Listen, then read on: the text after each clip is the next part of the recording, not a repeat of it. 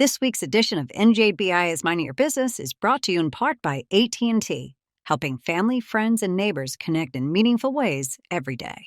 By PSE&G, powering a future where people use less energy that's cleaner, safer, and delivered more reliably than ever. By New Jersey's community colleges, aligning education to build an innovative workforce. Find out how your business can benefit at njpathways.org. And by New Jersey Business Magazine, providing critical information needs for New Jersey's business community for more than 67 years.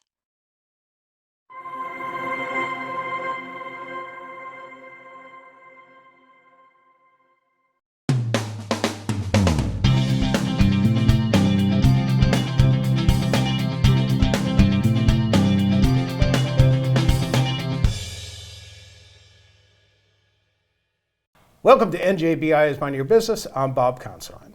Well, a proposal to raise the minimum wage for tip workers in New Jersey is leading to some pretty major concerns from the restaurant and hospitality industry.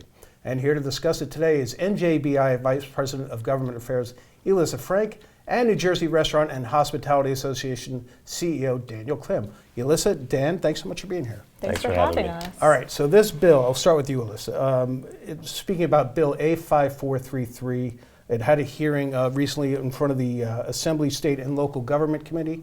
Elissa, tell us what this bill proposes. Sure, thank you, Bob. You're welcome. So basically what this bill does is it increases the minimum wage for tipped workers up to the state minimum wage. Okay. Dan, how does this work? Like there's a general minimum wage for everybody else, and then I guess we'll call them restaurant workers right now, tipped workers. They have a different minimum wage, correct? Sure. So minimum wage at the state level is $15.49. The minimum wage for tipped workers at the state level is $5.62. Right. So this bill proposes bringing up those tipped workers to the $15.49, which would be about a 200% labor cost, an increase per employee per hour on the restaurant. Wow. And unfortunately, it's just not sustainable in the industry. Yeah, so Dan, I wanted to ask you, this hearing that was there, you guys both testified on it. But, a bunch of members from your association showed up for it. Before we get into what they said, I'm curious to, when your organization first heard about it, did you get a sense of urgency in response to wanting to do something about it versus anything else? Like, my goodness, this is pretty extreme. Did you hear that?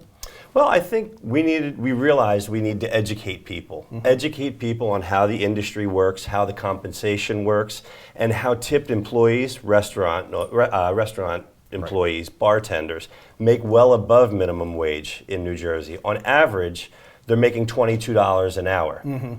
We saw payroll records from people in the northern, the central, the southern part of the state where they're making $30, $40, $50 an hour. Right. So there's no issue here. You haven't heard anybody from the industry say, hey, we got to do something about this. Bob, we have 20,000 restaurants, right. 375,000 employees. No one came to our office and said, we need to change this. Right. The system works. Right. It's worked for decades. And when you have both management and employment on the same page saying we don't want this, we really need to take a look at the bill. Elissa, what kind of testimony did you hear? Were you amazed by some of the stories you've heard?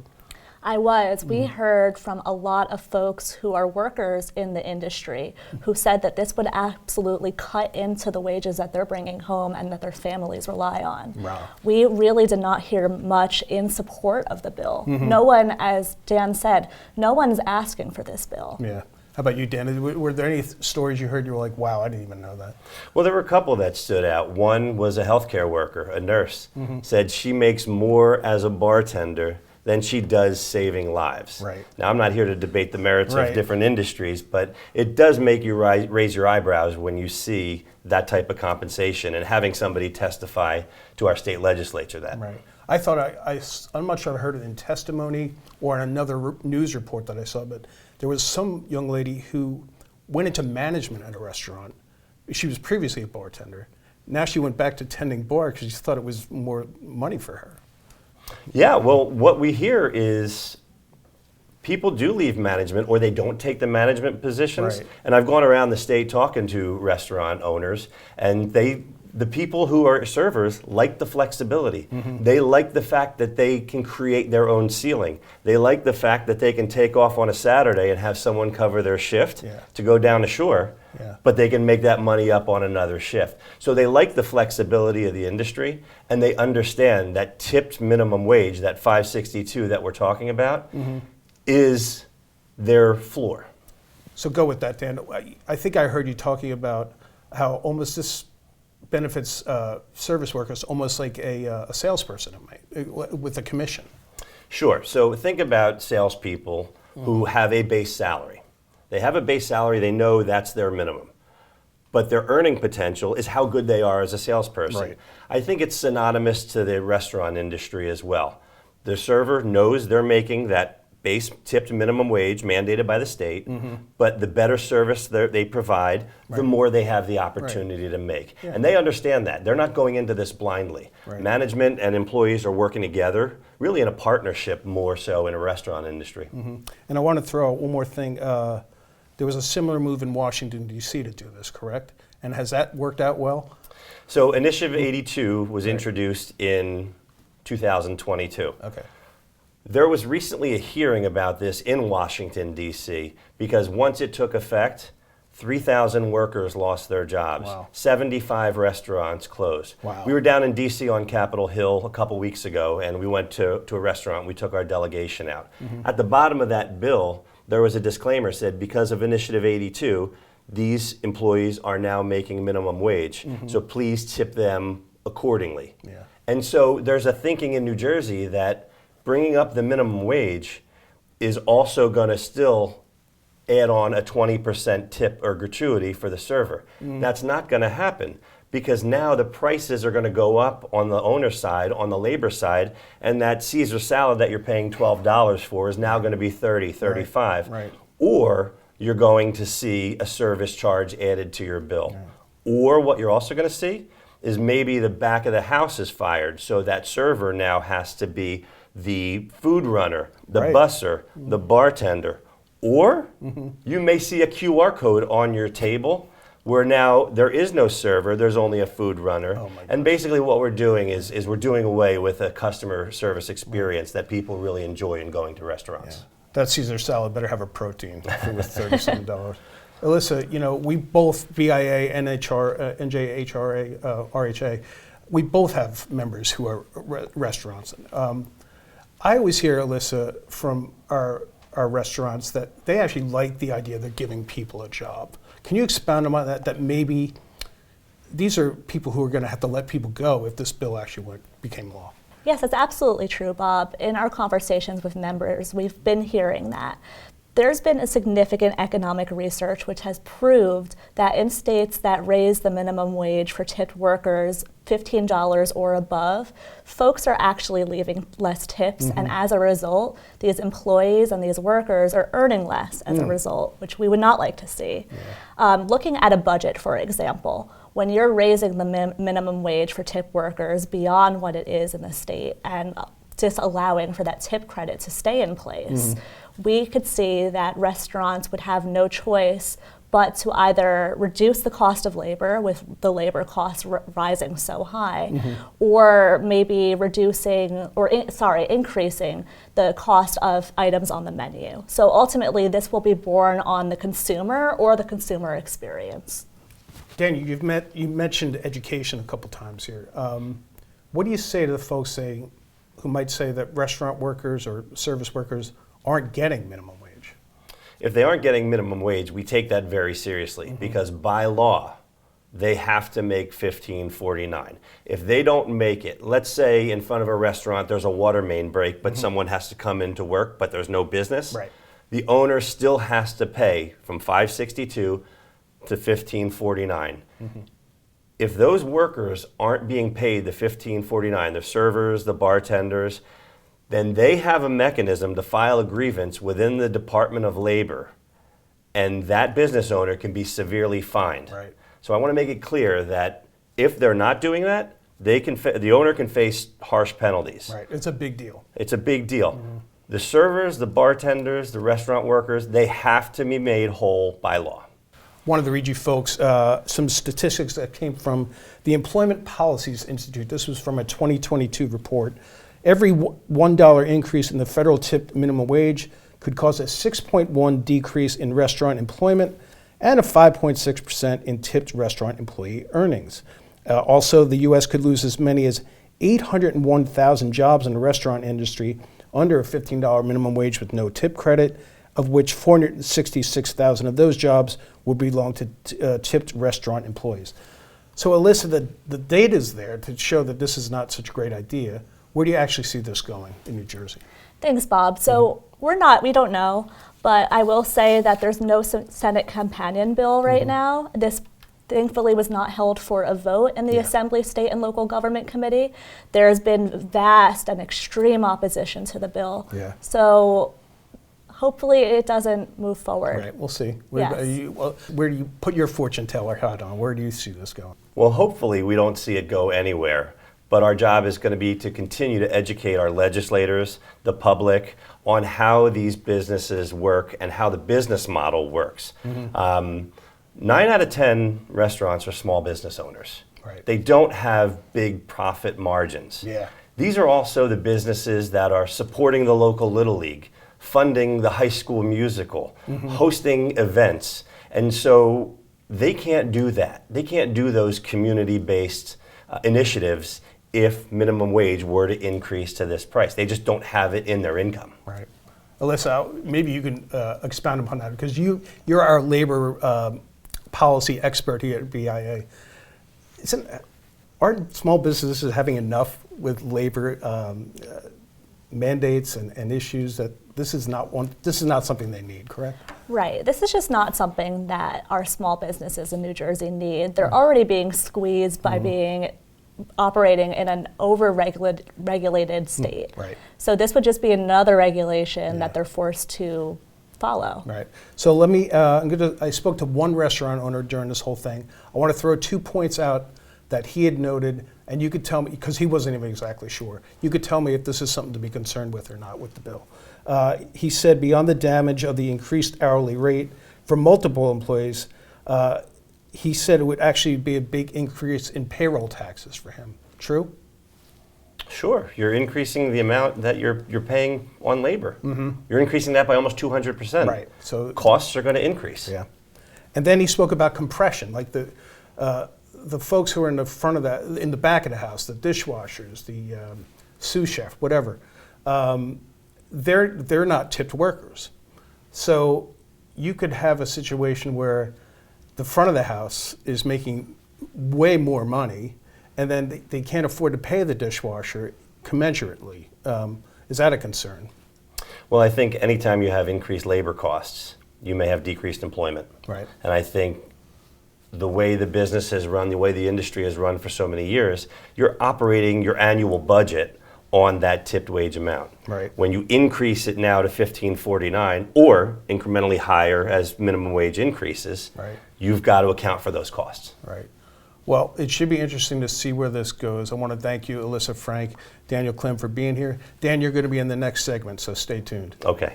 Thanks, Thank you. folks. Thanks for being here. Thanks, Bob. All right, we'll be back right after these words. Did you know? Switching the airflow direction of your ceiling fan each winter and summer can help you conserve energy and save money? Believe it. For more, connect at bizsave.pseg.com, your trusted partner in energy efficiency.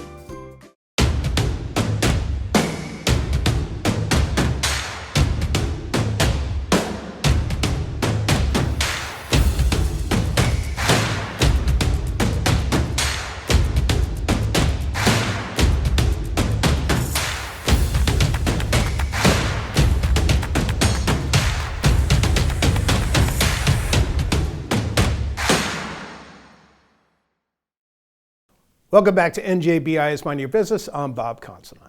Well, NJBIA recently held a next-gen event spotlighting the next era of New Jersey business leaders.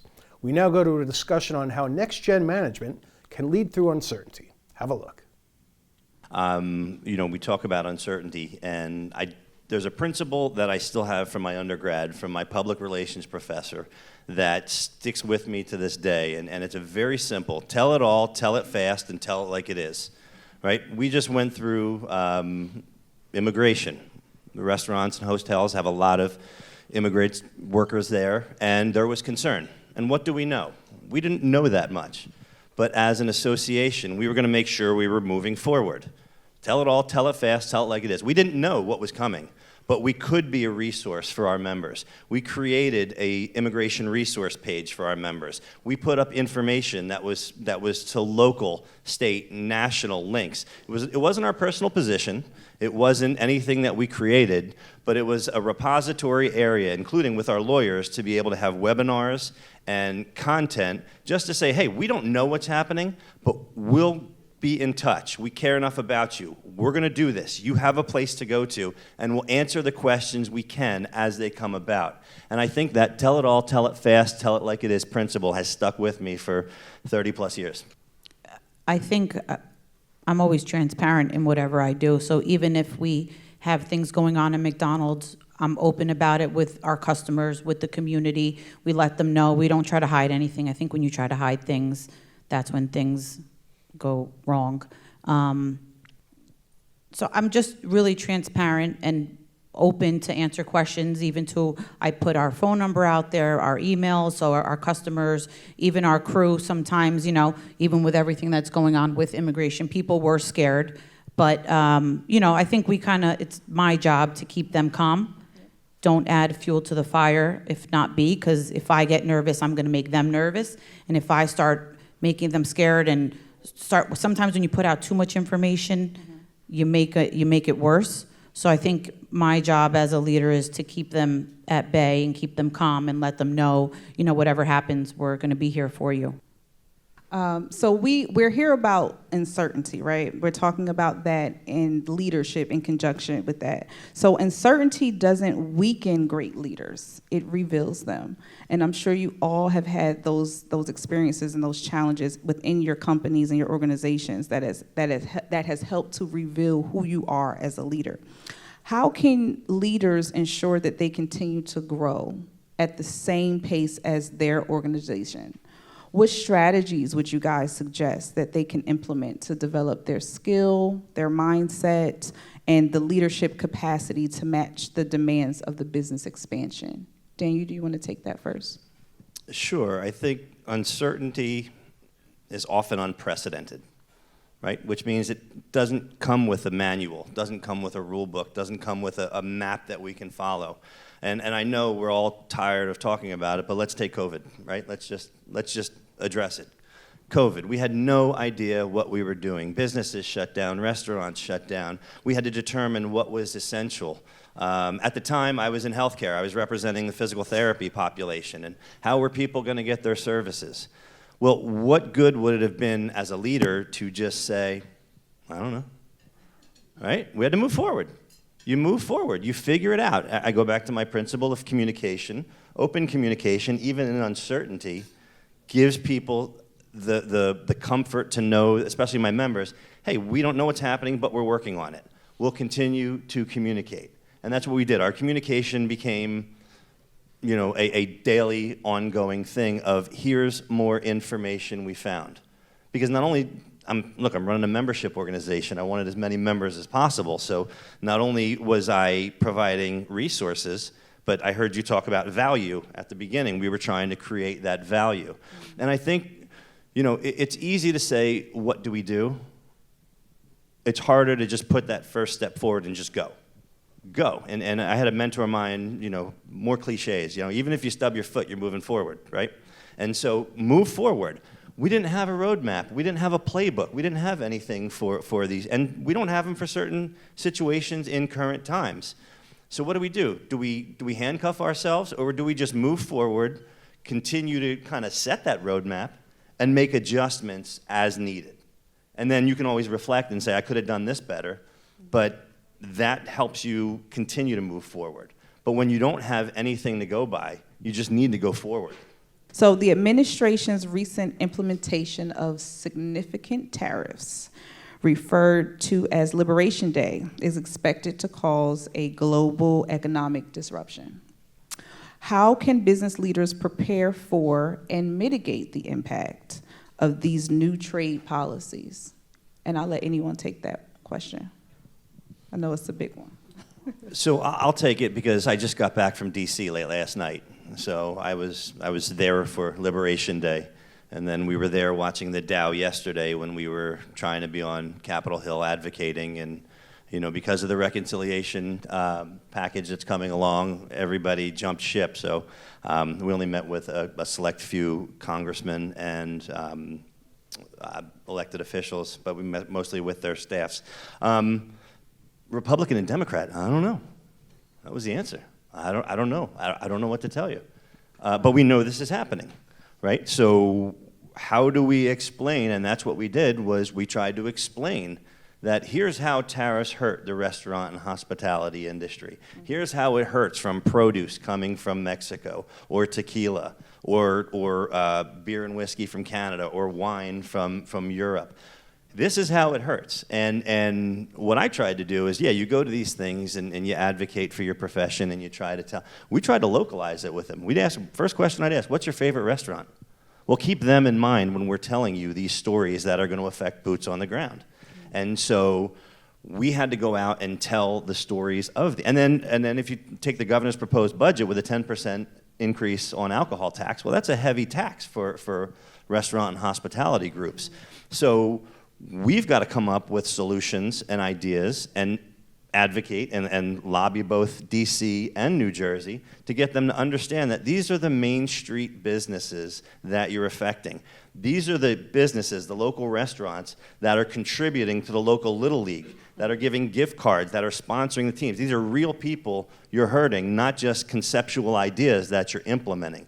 And so trying to take that complex idea and make it simple and impactful so they can see how it affects somebody close to them is the advocacy strategy that we used yesterday and will continue to use moving forward until we get some clarity, not just a ready, fire, aim approach.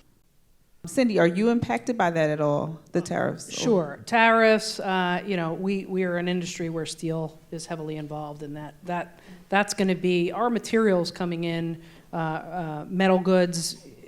There's price of screws has tripled in the last, sheetrock screws when you're installing those types of construction-related products. Already, you're starting to see some of those issues in tariffs. So, cost of building materials is going to be a big one for us. But I'll just speak to the executive order on, we operate oftentimes in unionized construction on project labor agreements where it's essential contract that is distributed on behalf of unionized workforce, and project labor agreements allow for skilled trades to be represented on public projects.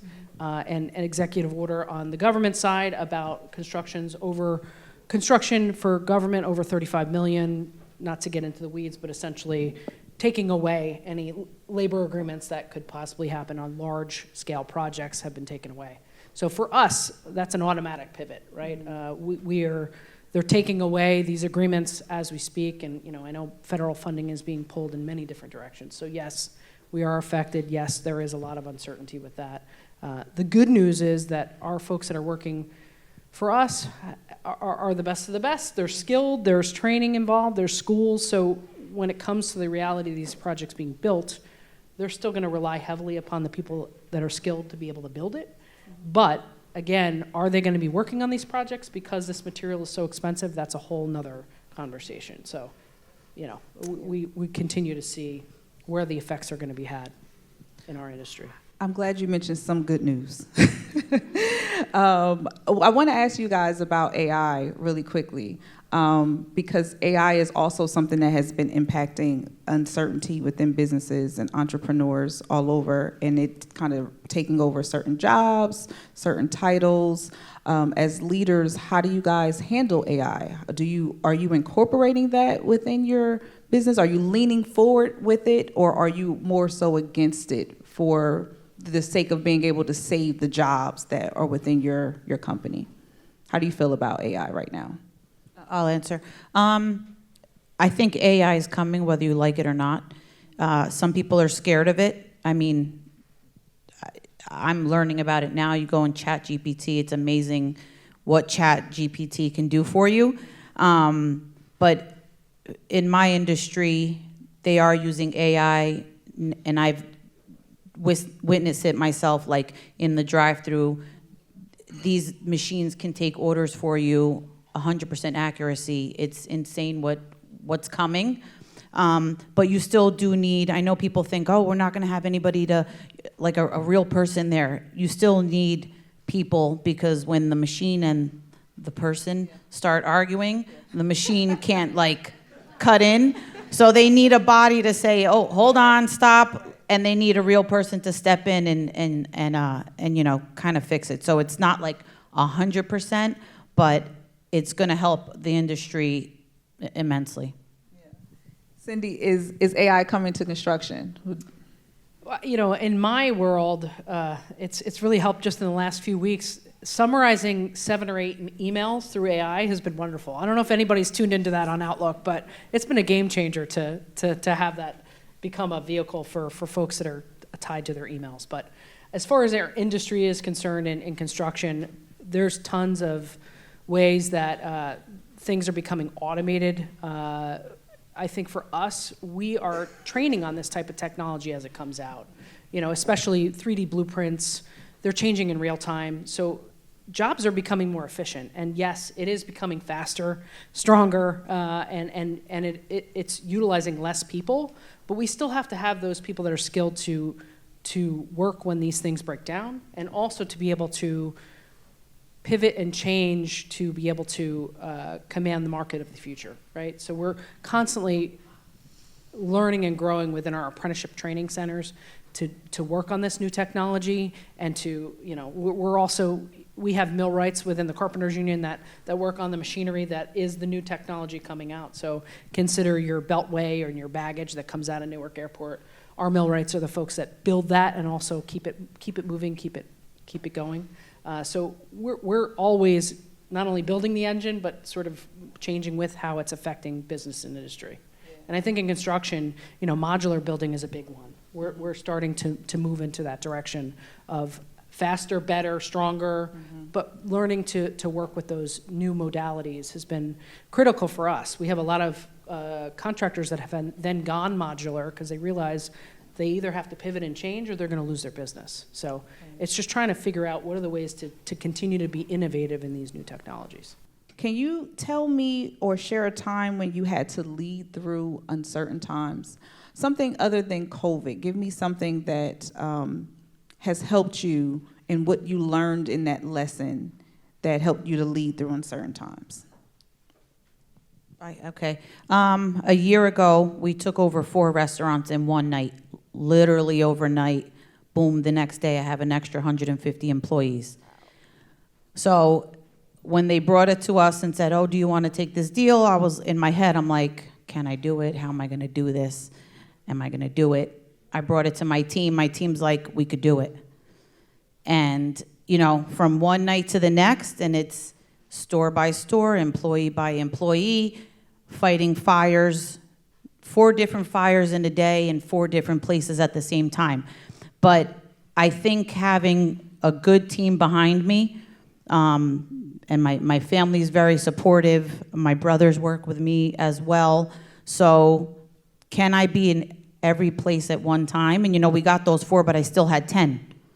So I have great managers, great bid managers, great directors, a great maintenance team. So everybody is able to be somewhere, and that's how we tackled it. And I think through that, we learned together as a group, there's nothing we can't do. Like, there is nothing we can't do. Nothing phases us anymore. Like, whatever. There's a fire happens, and we're like, oh, we got it. We all come together. We get there. We fix it. We board it up, and the store keeps rolling. All right. Thanks to our Next Gen panelists, Jessica Quintana Boyd, Daniel Klim, and Cyndie Williams. Thanks to our moderator, Dr. Taneice Lewis. And thank you for joining us on NJBI's Minding Your Business. We'll see you next time.